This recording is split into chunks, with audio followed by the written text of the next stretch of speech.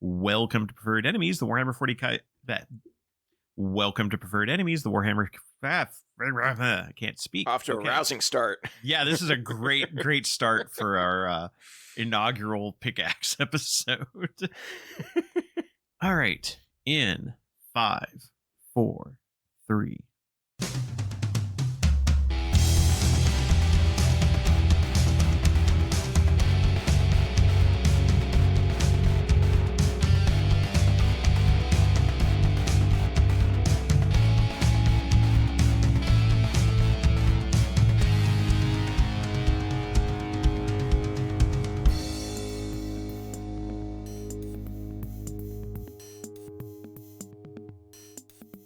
Welcome to Preferred Enemies, the Warhammer 40K podcast that's on to taking a new start. I'm your host, Rob. And Kevin. We are still without Richard and Dennis right now, and that's okay. They are busy, dealing with life things and recovering, but hopefully Dennis should be on the episode for Atlanta. It looks like he is still planning on going. And yes. So you and Dennis will be reporting from the Grand Narrative down in Atlanta. So we will be having him back on the show sooner rather than later. So that is good. Yes. Yeah. Looking forward to it. Yeah. And you may have noticed we have a new opening music. We're just using this as an opportunity that, again, this is nothing that's been forced on us. We're just like, hey, this is a great chance to kind of refresh the show, put a new coat of paint on it, but it's still the same show. It runs just about as well underneath the hood, which is, but but we decided that since this is our first episode on the Pickaxe Network, that this would be a great time. And I think we mentioned this last episode. This would be a good time to talk about getting started in 40K, especially now that all the armies are out now. All the codexes are done, barring any new army releases, which I don't think there are any on the horizon right now. We do have a preview coming up next week, so who knows? That's true. And 40K is listed as one of the things that's getting a preview, so... Yeah, it's unclear. It's going to be whatever. It's going to be whatever end of the edition event we're getting. So yeah, I mean, all signs point to this being a new edition coming, next year. It would be the standard 3-year cycle. So I guess when we talk about learning the game, take that with keep that in mind. Is that in 6 months we're not going to get into like rules details, and most of this should be pretty edition agnostic. Yeah. But just be warned that if you start learning the rules, you may have to learn slightly different versions of the rules. We have no indication on like what an 11th edition would look like, if it's going to be just a revision or a wholesale rewrite. Hopefully just a revision. Yeah, if they follow the same pattern since the 8th edition kind of hard reset, this should be a maintenance release with like tweaking some things, and then like they won't get into like invalidating codexes and doing a full rules refresh. Hopefully for a while, if ever. But yeah, this should be a relatively smooth transition into 11th edition. Yeah. Yeah, it would be 11th. Ugh. Yeah. Hate that. I hate the 3-year cycle. Ugh. And it's not just 40K on the 3-year cycle, because new edition, obviously we had a new edition of Age of Sigmar last year, which was on the 3, or it was at 2 years. No, it was last year. It was last year, I think. Yeah. But yeah, we're getting a new edition of Blood Bowl, and yeah, which I was surprised. The new edition of Blood Bowl's actually pretty affordable, like 145 for the full box set with like 2 teams and all the tokens and everything. That's actually not a bad spot to get in. Blood Bowl's always been one of the more interesting like entry points, especially like into fantasy because it's set in that world. But like, yeah, like it's always been relatively affordable, and the starter sets of, regardless of edition or game, the starter sets are usually pretty good deals. But yeah, like Blood Bowl's always a good place to start. Yeah, so. And I did see that when they talked about the changes to Blood Bowl, and take this from someone who has never played Blood Bowl. I am familiar with the concept, obviously, but I have not actually. And I have teams for Blitz Bowl, which is their like Barnes and Noble cut down version of it. But I also still have not played that. I was going to play it in February of 2020, and then nothing happened that we want to talk about. So yeah, but, fair enough. But one thing I did notice is they are changing some of the team lineups specifically so you can make a team a fully legal team with just whatever is in a team's box. So like a team comes with like 12 models, and sometimes some of the team setups didn't quite match what was in the box, and they have apparently changed that. So like when you buy a box, that is a team, that is a fully legal team that you can build and play. So that's cool. That having starter products like that are always good, and that is not always been universal for GW products, but it is encouraging to see it on some of their games. Yeah. I do find it hilarious that the starter armies are the old world starter armies. Too. Yes, yeah, I saw that. I'm like, oh no, that's just too good. Apparently, they're really enjoying working with those. It's a nice parallel, history rhymes, right? Yeah, exactly. It's like poetry, it rhymes. Yeah, exactly. But this is not to talk about Blood Bowl or the other games that Games Workshop does. This won't even be about getting into Kill Team, which is related to, but is not Warhammer 40K as far as the game system. Same thing with Necromunda. They are connected to Warhammer 40K, but they are not the Warhammer 40K rule set and game specifically. This is going to be talking about getting into Warhammer 40,000, the miniatures tabletop war game. And if you are interested in 40K, or if you have, there's lots of ways that someone can get exposed to 40K. And I think that's interesting that as recent years have shown us, there's a lot of gateways to get into the game, to get exposed to it.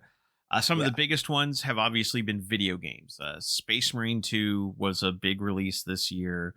Rogue Trader has been a very successful and one of the first, I think, if not the first, like computer RPG for 40K, kind of done that Baldur's Gate style. Dawn of War, which has actually been available for like 20 years. Like Dawn of War is an old game. Yeah, the original Dawn of War was, a long time ago.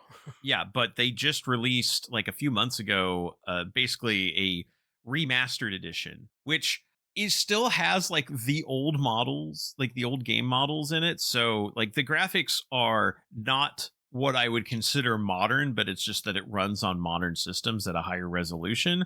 And it's also really weird to see the models based on the old model. 2004 is when that first game came out, which is wild. Which is 7 years before we started recording the podcast. So and there's a new Dawn of War coming out next year, so like they've got a fourth installment coming. Even mobile games, I know there are people who play Warpforge, which is an online card game. There's also like Tacticus and combat cards, although I think those tend to be aimed more at people who are already into 40K, whereas Warpforge, I get the impression there's people who just play it because it's an online card game to play. Yeah. There's people who get exposed via like animations and video. Secret Level, the Secret Level episode, which itself was a spin-off of Space Marine 2, I think has been an interesting, I've heard of it being an interesting entry point for people who haven't even seen the Space Marine 2 video game, but they saw that and they're like, okay, what is this? This is cool. Yeah. I want to know more about this. Yeah, it definitely does a great job of hitting all of the like themes and like tone of 40K. So if that's your first, like honestly, if I were to come up to somebody who like had never heard of Warhammer, never heard of, tabletop games, is not into this, that's what I would show them. Be like, if you think this is interesting, there is this whole universe. But like, that was probably where I would like the single piece of media that I would start with and be like, if you vibe on this, then there's a whole, there's a whole world that you can dive into. If you don't like this, it probably isn't for you. Like, and that's fine. Yeah. Yeah. And also there's been fan-made animations on YouTube, some of which are no longer on YouTube because either Games Workshop, because there were like copyright issues, or because Games Workshop basically adopted those creators onto their platform and had them make sequels. But I know like the Astartes animation was a big one for a lot of people. There's a lot of those fan productions out there. Also books and comics to a lesser extent. Marvel isn't doing Warhammer 40K comics. There was like a year or so where they did like a Marnius Calgar and Sisters of Battle series. I don't think they've done anything since. And there have been independent graphic novels, although again, most of those are in the 20-year-old range. But the Black Library novels, I've heard of people who are just like, I just enjoy reading novels. There are people who just have read the Horse Heresy novels. They haven't touched a miniature, but they read those and they're like, yeah, these are good reads. I might, and that has been a gateway for a number of people to get in. Well, and it helps that like several of the authors and like any project comics, connected universe, tie-in fiction, things like that, where you've got dozens of authors writing stuff. Like there's varying qualities, but the top end, like Black Library authors like Dan Abnett, Aaron Dembski Bowden, write for other things as well. And and are good enough writers that like they're in demand, and the stuff they write has its own fan base just because the fact they're good writers. My favorite kind of weird connection is that like Dan Abnett was the writer on the reboot comic for Guardians of the Galaxy, which became the Guardians of the Galaxy movies. Yeah. So Dan Abnett's like a good science fiction writer who also writes 40K stuff. So if you were a fan of his novels, his 40K novels are going to work for you, and it's going to be a good in. If you like the tone of like Guardians of the Galaxy, he has not exactly the same, but like he wrote that, and then he also wrote things like the Gaunt's Ghost novels. And I think there's definitely some tie-in and crossover there and interest. So yeah, even if you're not familiar with the world, there are several books that are good entrances into the universe and into the setting. Yeah, I'd say some of the best ones for getting into it would be the Gaunt's Ghost series is always good. If you like military fiction, Gaunt's Ghost is a really good one to get into. The Eisenhorn trilogy, which is Dan Abnett series about an inquisitor named Gregor Eisenhorn, which is a little bit like investigative procedural, and also it gets progressively crazy as the trilogy goes on. But that one is really good. His Ravener series is also good, but you would need to read Eisenhorn's trilogy before that. But it would be insane to start with Ravener. it would be hard. Ooh. But yeah, there's a number of good, and then there's also a lot of just one-off novels they have. And it's one of those things where like if something speaks to you on the shelf, and this is kind of going to get into 40K itself, like if something speaks to you, grab it, check it out, read it. And I know, I talked about animations. We've also got eventually, probably sometime next year or in 2027, a live, or maybe 2028. I don't know if it's actually started production yet, but a live action Warhammer 40,000 series that's going to involve Henry Cavill. Yeah. So we know that is coming. Like all the ink has been signed on that deal as of like earlier this year. So we'll see when that comes out. Other ways you might get exposed to 40K would be tabletop gaming. And I say that because, 40K is a tabletop game. Well, yeah, but there also have been some entry points created by Games Workshop for that they don't necessarily sell at their main as like one of their main 40K products. But there's the Space Marine Adventures series, which I've seen at Barnes & Noble and at Target, which is a very stripped down little game. Usually comes with like 4 or 5 Space Marines and then a bunch of tokens to represent enemies, and you just like play on a board and do missions. There's also Dawn of War Onslaught, which they released alongside the Dawn of War relaunch. And that one is actually that one's getting snapped up by 40K players primarily because the models in there are really good value for like $40. But looks like it's actually a pretty decent game to play as well. And they've had a number of those kinds of games. So that's another way to get exposed to it if you are more of a board gamer and you're like, oh, well, this is kind of neat. If if you find something in it that appeals to you. Also, I've lost track of how many times I've been playing at a game store and somebody has just wandered over and watched part of the game and asked me questions about it. And like, how does this work? And it's like, a lot of times it's like, yeah, I'm familiar with D&D. Is this like that? And, we can have a conversation about like, this is how it works. And this is kind of the setting and stuff like that. So there's lots of ways for somebody to become interested in 40K. And while this isn't necessarily like, obviously, if you're listening to this episode, you have probably already gone through one of these gateways. But it's just interesting, like, this is also gives you an idea of, hey, if you're kind of interested in it, here are other things you can check out to see if this is really something you want to get into. Like, okay, so like I watched somebody play at a game store and they said, yeah, go check out that secret level animation, or here's a series of books you might like. Yeah, like that can help you decide, is this a thing for you? Does this sound like something that appeals to you? Yeah. And if you live next to if you have a GW store or Warhammer store close by, or you have a friendly local game store, check their schedules, because there's probably demo nights. There's definitely like league play nights where you can show up and just like watch people play, but you could probably find demos and get to play and at least learn the basics for free to see if it's something that you're interested in pursuing further. So yeah, Warhammer stores, like GW's official stores, they will their store managers are pretty much taught to be ready to teach you how to play the game, like with a very stripped down set of models. But Mhm. it's a good way to kind of get a feel for like this is what the basic mechanics are.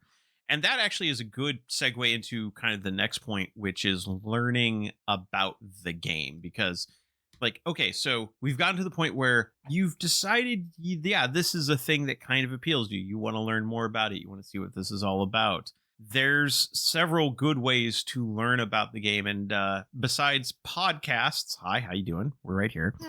I would say even more so than that, there's some really good YouTube videos. Some of them have been tutorials that have been put out by like Games Workshop, but there's also lots of YouTubers who will talk about the game and how it's played. And also, good chance to get into the history of the game if you want to learn more about the lore. Snipe and Wib and Arbiter Ian are really good YouTube channels to Yep. watch, to talk about like the history of the game and kind of learn about some of the weirdness of the history of the game. There's also plenty of like a lot of the YouTubers will tend more towards the competitive side because they'll be talking about like tactics that you'll see used by competitive players. That doesn't necessarily mean they're bad tactics for casual play. Just be aware that that's kind of the audience those channels are aimed at. But there Yeah. are also just straight up tutorials on how to play on YouTube. Also, we are fortunately in an edition where the core rules of the game are available as a free download. It's one of the few things that will be available as a full free download, but you can get a copy of the rules and read through those for free anytime.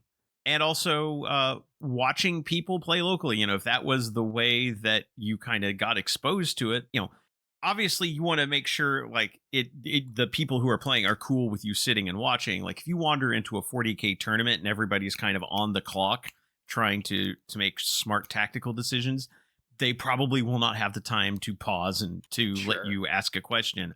But if it's a more casual league night, yeah, you can watch how a game flows, watch what players are doing, listen to the conversation they have, and you combine that with like reading the rules or some of these other things. That's actually a pretty good way to get into the game.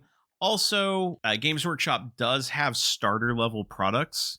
I don't know if I would say they give you a really solid picture, but they are not a bad starting point if you are coming in completely cold. Yeah, I mean, because yeah, all the starter games like are definitely simplified versions of Warhammer, like and stripped away a lot of the nuance and some of the complexity. But that's not necessarily a bad thing. Like a lot of these games, whether it be Kill Team or War Crash, like that, all operate on similar concepts and like similar core conceits. So learning how like a GW game plays from any type of game like is good practice and good knowledge. So yeah, any of these starter products, they're not going to get you completely there, but they'll definitely get your foot in the door and get you started. Yeah.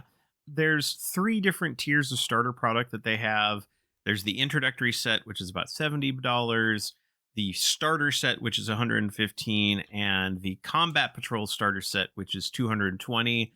All of those do come with two separate armies. So this does give you an opportunity to either split the cost with someone Hmm. or have two armies to kind of start out with and play, or just be able to like invite a friend over and kind of like, hey, help me learn this game together. Again, they are like $220 for the largest one is a bit pricey, but basically what you're getting there is the equivalent of two combat patrols, which we'll get into a bit later. But at $220, and a combat patrol is normally what, about 180 now, like 170. Yeah, Like something like that.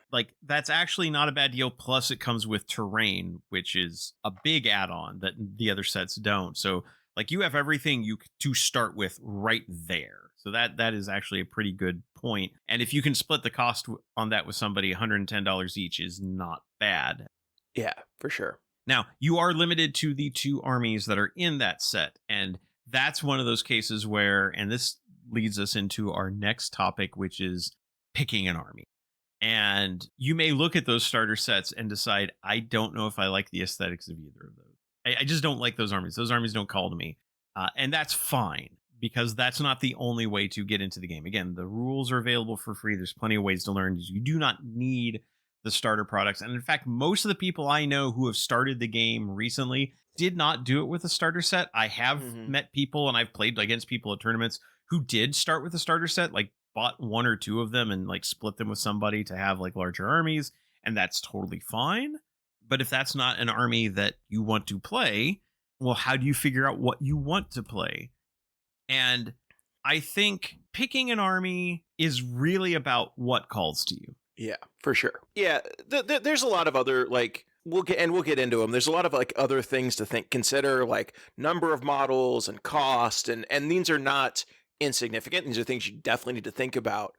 But at least for your first army, go to the Warhammer website, look through all the different factions, find models that speak to you, because the first army that you build, you're going to spend a long time building, painting, playing with, and and learning. And if you don't like the aesthetic, if you don't like the models, you're not going to have a good time. Right. Once you get in and you've played and you've done a few armies, then you can, if you decide that you want to try to play competitively, sure, then you can go pick up an army because it's good. Don't worry about like whether the army's good or how it plays, because as we talked, in 6 months the game's going to reset most likely, so who knows. Find an army and an aesthetic that you like, and models that like you're interested in aesthetically appeal to you, because if it doesn't appeal to you, you're not going to do anything with them. You're not going to play them. You're not going to be motivated to paint them. You're not going to be motivated to play. And then you've just wasted money. So at least for the first army, I 100% go off of just aesthetics. Like find an army you think looks cool and buy that, and, have fun building and painting the models first and foremost. Yeah. And if aesthetics is not your thing, and for a lot of people it is, like the look of the model, like they see a model, they go into a store and they see a kit, they see the photos of the models online, or they see somebody, like I said, in one of the various games, or they read about something or like they see in an animation, things, something like that. They're like, that looks cool. I want to play that. Like I want to be that army. Or, somebody, they see somebody else's minis and like, that looks really cool. I want to play that too. Aesthetics is definitely one of the angles you can go for. Also lore. Because, like, for example, there's lots of different Space Marines. And we're not going to get into, like, a full faction breakdown. We are going to do a series of faction breakdowns, probably after the Grand Narrative episode. But we're not going to do a big breakdown on all the factions today. But one of the most common factions is Space Marines. They are definitely the kind of poster child, like, like mascots of Warhammer 40,000. And yet there are so many different flavors of them that have small to medium changes between them that you might decide, okay, well, I like the aesthetics of Space Marines, but there are these Space Marines that like are like part vampire. That sounds kind of cool. And suddenly now you're looking at Blood Angels. Or, hey, there are these Space Marines that are all about, like, they dress more like knights than they do like regular Marines. And that might lead you towards Dark Angels or towards Black Templars, depending on which way you want to go. I think when you get over to Space Wolves, now you're getting into Viking aesthetics more than lore. But right. But it's like but even within a range like Space Marine, there's a lot of different sorts. And I'm just talking about like the big hits. There's plenty of different little bits of lore. You may read about one in a novel and be like, no, those sound cool. I want to play those. And it may not be one of the big standalone like Space Marine factions, but that's fine. If that's the one that calls to you, go for it. Absolutely. You may also have a particular play style. Maybe you play Magic and you like playing with like green decks that go big stompy creatures. Hey, maybe Tyranids might be a good fit. Like if you like just jamming giant monsters at somebody, Tyranids is a really good fit for that because they have big giant monsters you can run at people.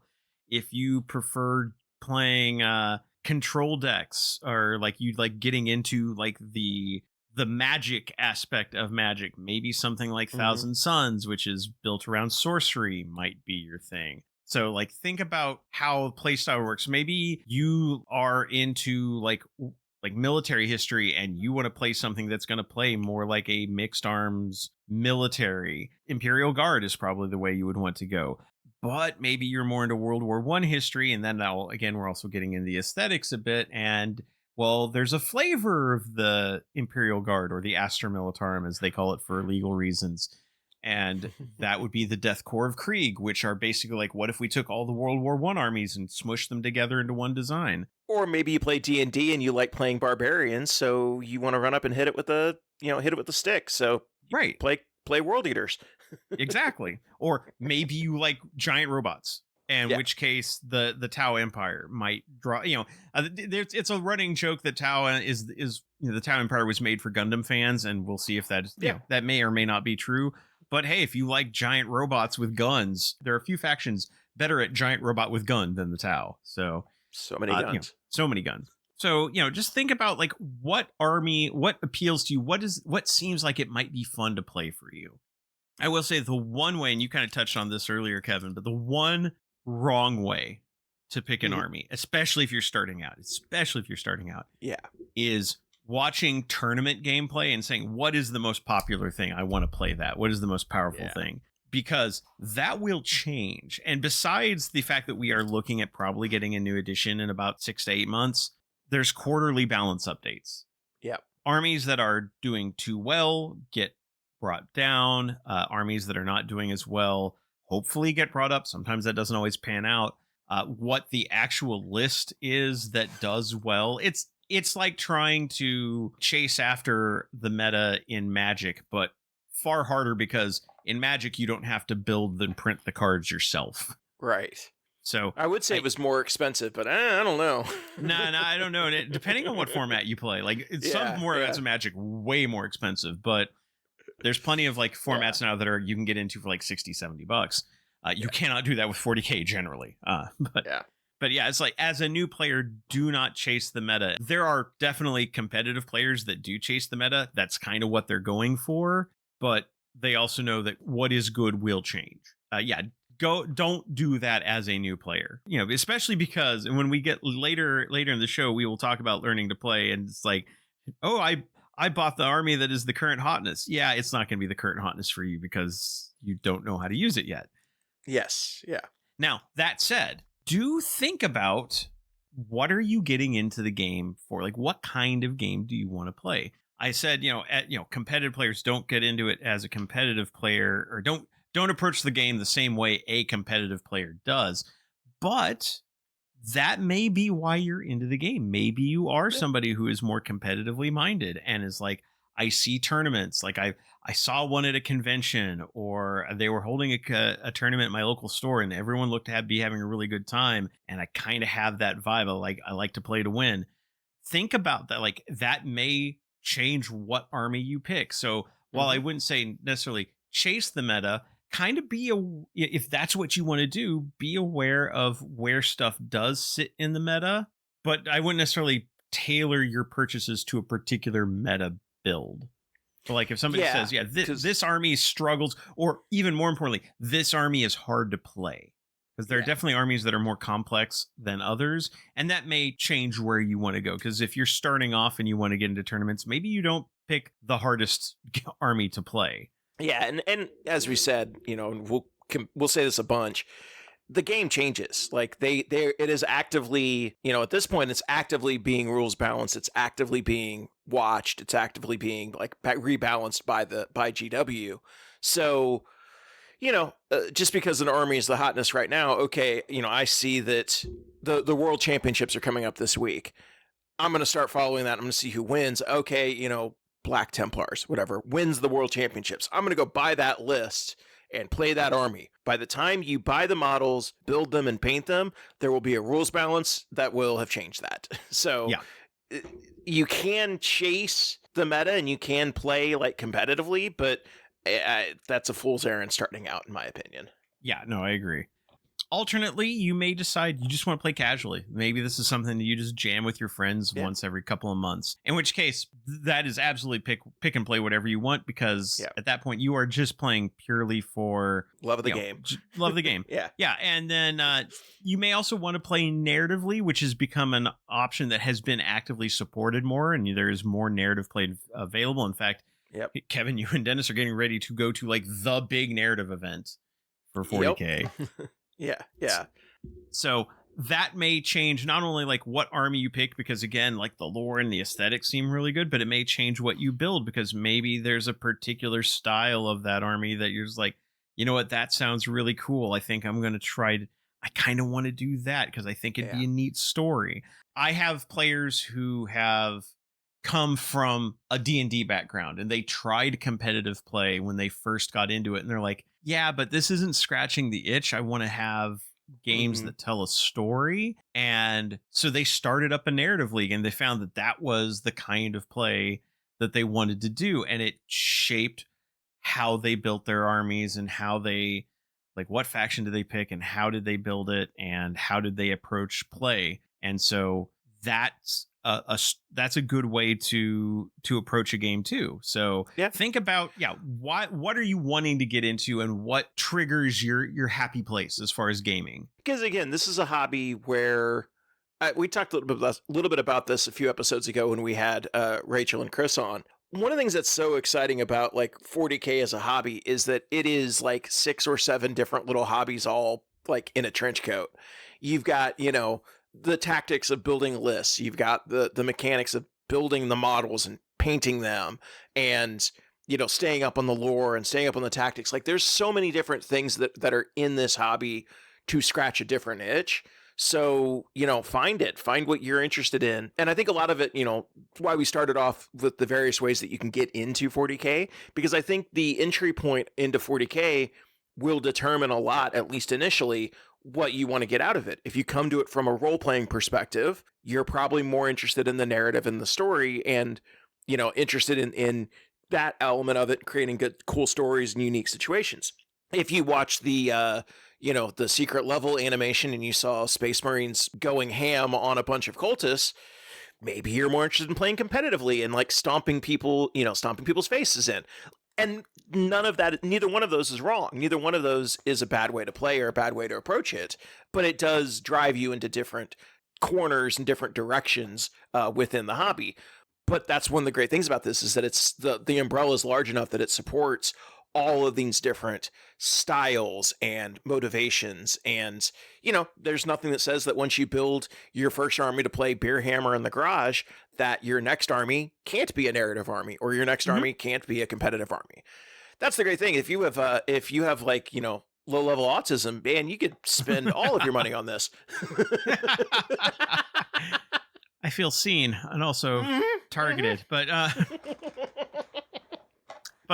yeah, it's a great thing. And like you said, you know, maybe you get that first army under your belt, and then you're like, well, you know, I want to go to an event where there's a whole bunch of people there, and tournaments are one of the best ways to do that. So Yeah. maybe you decide, yeah, I'm gonna try to tune something up, and maybe it's the same army, maybe it's a new army, but I'm gonna try to tune it up to try my hand at competitive play and see how I do. And yeah, that is also a totally viable thing to do. So you don't feel pigeonholed into one spot.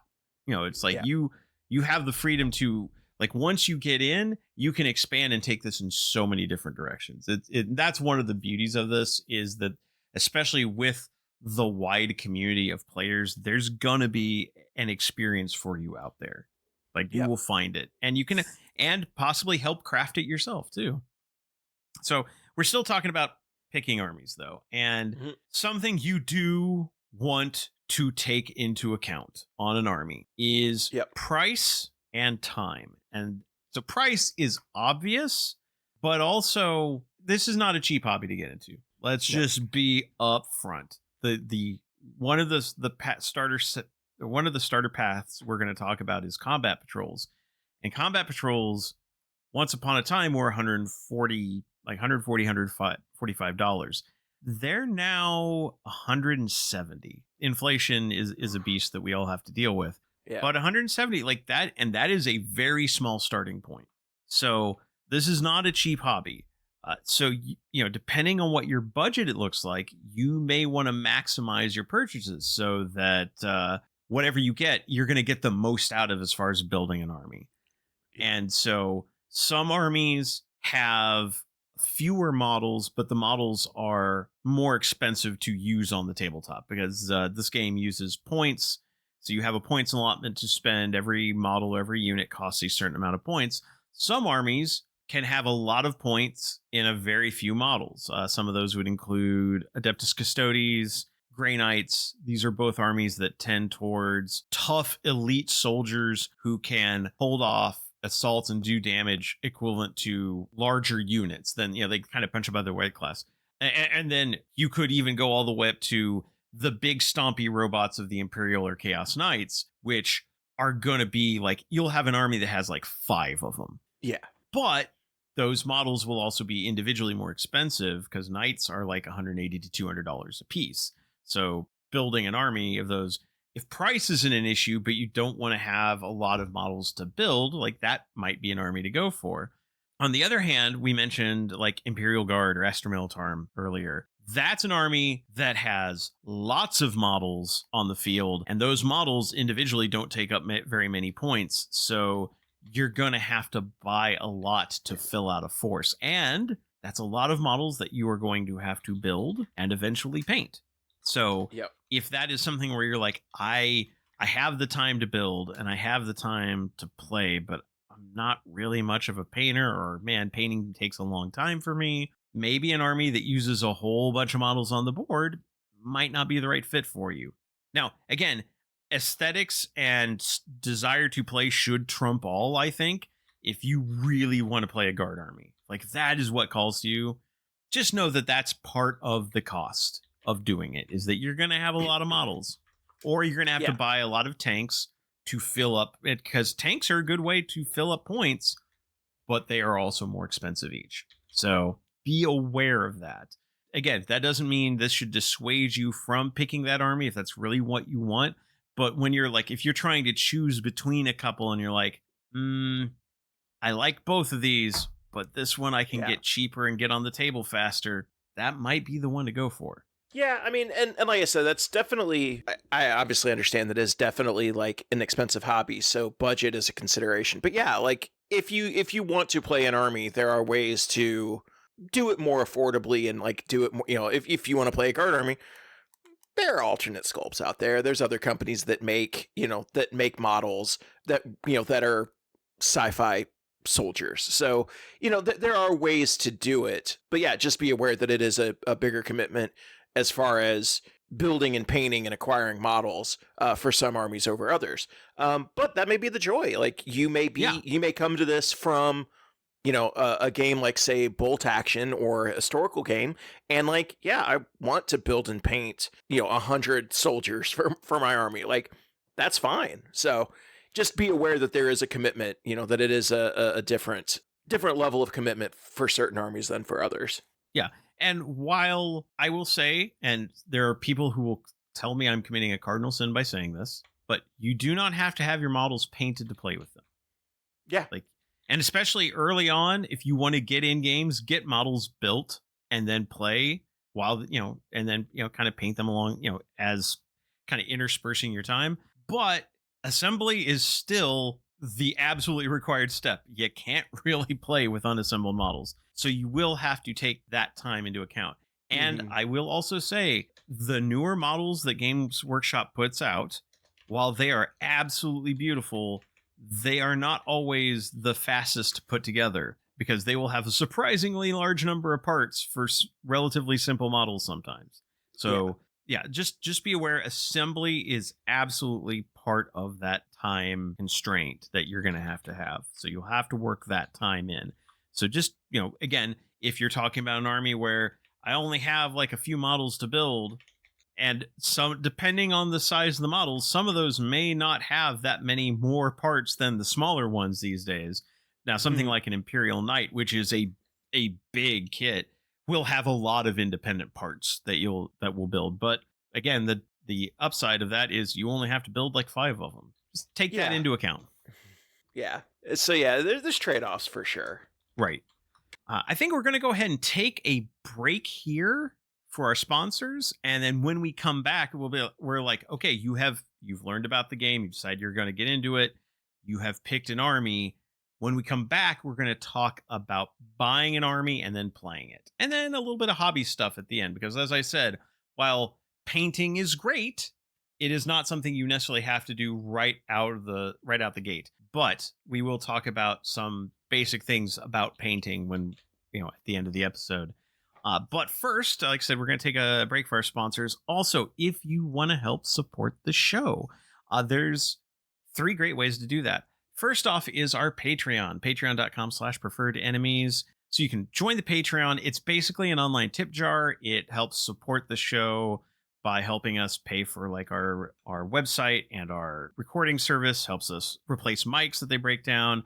Also, it gives you access to a number of things. First off, an ad-free version of the show. By the time this episode is up, we should have our ad-free feed up on our Patreon. So if you like the show, but you don't like the ads that are running alongside the show, joining the Patreon will get you access to that ad-free version. Also, it gets you access to our Discord, which is a wonderful community of people where we hang out.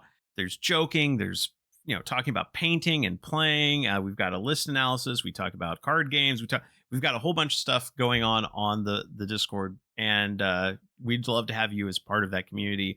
And then also, we do have a few special things like the update for Urban Conquest that we did which is a mission pack for city fighting that we updated for 10th edition because it was several years old. So that is available on our Discord as well. And we just really do appreciate the support. It's only $1 a month. But the thing is, if enough people put in $1, it adds up and it really does help out. You have kept us income neutral up to this point. And while we do have ads, we are hoping to use that to be able to do bigger and better things. But we also want to have an option for people who don't want the ads, but still want to support the show to join us and make that possible.